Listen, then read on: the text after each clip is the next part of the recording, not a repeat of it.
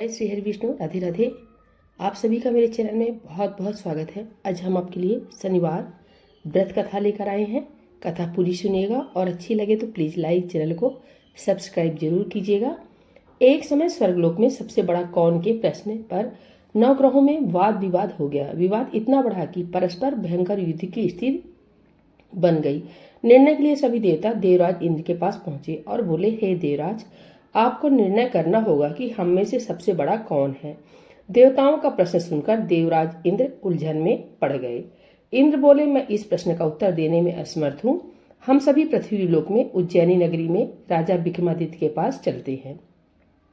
देवराज इंद्र सहित सभी ग्रह देवता उज्जैनी नगरी पहुंचे। महल में पहुंचकर जब देवताओं ने उनसे प्रश्न पूछा तो राजा विक्रमादित्य भी कुछ देर के लिए परेशान हो उठे। अचानक राजा विक्रमादित्य को एक उपाय सूझा और उन्होंने विभिन्न धातुओं स्वर्ण, रजत यानी चांदी, कांसा, ताम्र, सीसा, रांगा, जस्ता, अभ्रक व लोहे के 9 आसन बनवाए। धातुओं के गुणों के अनुसार सभी आसनों को एक दूसरे के पीछे रखवाकर उन्होंने देवताओं को अपने अपने सिंहासन पर बैठने को कहा। देवताओं के बैठने के बाद राजा विक्रमादित्य ने कहा, आपका निर्णय तो स्वयं हो गया। जो सबसे पहले सिंहासन पर विराजमान है वही सबसे बड़ा है।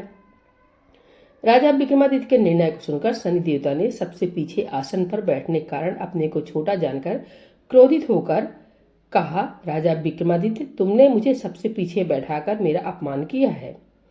शनि ने कहा, सूर्य एक राशि पर 1 महीने, चंद्रमा 2.25 दिन, मंगल 1.5 महीने, बुध और शुक्र 1 महीने, बृहस्पति 13 महीने रहते हैं, लेकिन मैं किसी राशि पर 7.5 वर्ष तक रहता हूँ। बड़े बड़े देवताओं को मैंने अपने प्रकोप से पीड़ित किया है। राम को 7.5 के कारण ही वन में जाकर रहना पड़ा और रावण को 7.5 के कारण ही युद्ध में मृत्यु का शिकार बनना पड़ा। इसके बाद अन्य ग्रहों के देवता तो प्रसन्नता के साथ चले गए, परंतु शनिदेव बड़े क्रोध के साथ वहां से विदा हुए। राजा विक्रमादित्य पहले की तरह ही न्याय करते रहे। उनके राज्य में सभी स्त्री पुरुष बहुत आनंद से जीवन यापन कर रहे थे। कुछ दिन ऐसे ही बीत गया। उधर शनि देवता अपने अपमान को नहीं भूले। विक्रमादित्य से बदला लेने के लिए एक दिन शनिदेव ने घोड़े के व्यापारी का रूप धारण किया और बहुत से घोड़ों के साथ उज्जैनी नगरी पहुंचे। राजा विक्रमादित्य ने राज्य में किसी घोड़े के व्यापारी के आने का समाचार सुना तो अपने अश्वपाल को कुछ घोड़े खरीदने के लिए भेजा। घोड़े बहुत कीमती थे। अश्वपाल ने जब वापस लौटकर इस संबंध में बताया तो राजा विक्रमादित्य ने स्वयं आकर एक सुंदर व शक्तिशाली घोड़े को पसंद किया। घोड़े की चाल देखने के लिए राजा उस घोड़े पर सवार हुए तो वह घोड़ा बिजली की गति से दौड़ पड़ा।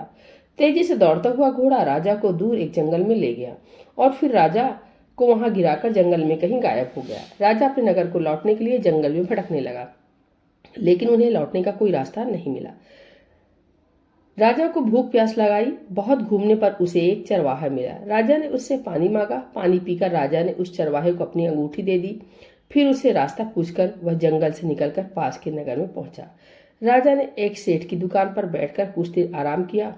उस सेठ ने राजा से बातचीत की तो राजा ने उसे बताया कि मैं उज्जैनी नगरी से आया हूँ। राजा के कुछ देर दुकान पर बैठने से सेठ जी की बहुत बिक्री हुई। सेठ ने राजा को बहुत भाग्यवान समझा और खुश होकर उसे अपने घर भोजन के लिए ले गया।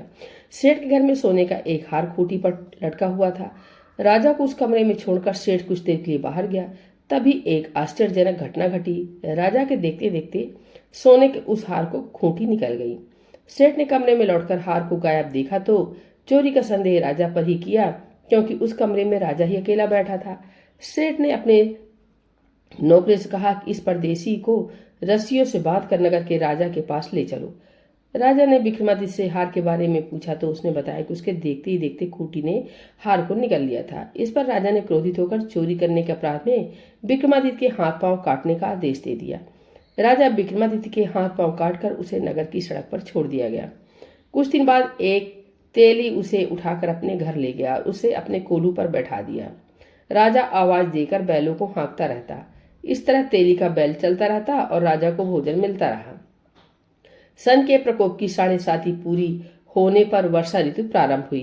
राजा विक्रमादित्य एक रात मेघ मल्हार गा रहा था कि तभी नगर के राजा की लड़की राजकुमारी मोहिनी रथ पर सवार उस तेली के घर के पास से गुजरी। उसने मेघ मल्हार सुना तो उसे बहुत अच्छा लगा और दासी को भेजकर गाने वाले को बुला लाने को कहा। दासी ने लौटकर राजकुमारी को अपंग राजा के बारे में सब कुछ बता दिया। राजकुमारी उसके मेघ मल्हार से बहुत मोहित हुई, अतः उसने सब कुछ जानकर भी अपंग राजा से विवाह करने का निश्चय कर लिया। राजकुमारी ने अपने माता पिता से जब यह बात कही तो वे हैरान रह गए। रानी ने मोहिनी को समझाया, बेटी तेरे भाग में तो किसी राजा की रानी होना लिखा है, फिर तू उस अपंग से विवाह करके अपने पांव पर कुल्हाड़ी क्यों मार रही हो। राजकुमारी ने अपनी जिद नहीं छोड़ी। अपनी जिद पूरी कराने के लिए उसने भोजन करना छोड़ दिया और प्राण त्याग देने पर निश्चय कर लिया। आखिर राजा रानी को विवश होकर अपंग विक्रमादित्य से राजकुमारी का विवाह करना पड़ा। विवाह के बाद राजा विक्रमादित्य और राजकुमारी तेली के घर में रहने लगे। उसी रात स्वप्न में शनिदेव ने राजा से कहा, राजा तुमने मेरा प्रकोप देख लिया, मैंने तुम्हें अपने अपमान का दंड दिया है। राजा ने शनिदेव से क्षमा करने को कहा और प्रार्थना की, हे शनिदेव, आपने जितना दुख मुझे दिया है अन्य किसी को न देना। शनिदेव ने कुछ सोचकर कहा, राजा मैं तुम्हारी प्रार्थना स्वीकार करता हूँ। जो कोई स्त्री पुरुष मेरी पूजा करेगा, शनिवार को व्रत करके मेरी व्रत कथा सुनेगा, उस पर मेरी अनुकंपा बनी रहेगी। प्रातःकाल राजा विक्रमादित्य की नींद खुली तो अपने हाथ पांव देखकर राजा को बहुत खुशी हुई। उसने मन ही मन शनिदेव को प्रणाम किया। राजकुमारी भी राजा के हाथ पांव सही सलामत देखकर आश्चर्य में डूब गई। तब राजा विक्रमादित्य ने अपना परिचय देते हुए शनिदेव के प्रकोप की सारी कहानी सुनाई। शेर को जब इस बात का पता चला तो दौड़ता हुआ तेली के घर पहुंचा और राजा के चरणों में गिरकर क्षमा मांगने लगा। राजा ने उसे क्षमा कर दिया, क्योंकि यह सब तो शनिदेव के प्रकोप के कारण हुआ था। सेठ राजा को अपने घर ले गया और उसे भोजन कराया। भोजन करते समय वहां एक आश्चर्यजनक घटना घटी। सबके देखते देखते उस खूंटी ने हार उगल दिया। सेठ जी ने अपनी बेटी का विवाह भी राजा के साथ कर दिया और बहुत से स्वर्ण आभूषण, धन आदि देकर राजा को विदा किया। राजा विक्रमादित्य, राजकुमारी मोहिनी और सेठ की बेटी के साथ उज्जैनी पहुंचे तो नगरवासियों ने हर्ष से उनका स्वागत किया। अगले दिन राजा विक्रमादित्य ने पूरे राज्य में घोषणा कराई कि शनिदेव सब देवों में सर्वश्रेष्ठ है। प्रत्येक स्त्री पुरुष शनिवार को उनका व्रत करें और व्रत कथा अवश्य सुने। राजा विक्रमादित्य की घोषणा से शनिदेव बहुत प्रसन्न हुए। शनिवार का व्रत करने और व्रत कथा सुनने के कारण सभी लोगों की मनोकामनाएं शनिदेव की अनुकंपा से पूरी होने लगी। सभी लोग आनंद पूर्वक रहने लगे। बोलिए शनिदेव भगवान की जय, श्री हरि विष्णु की जय, चिरौलनाथ स्वामी की जय।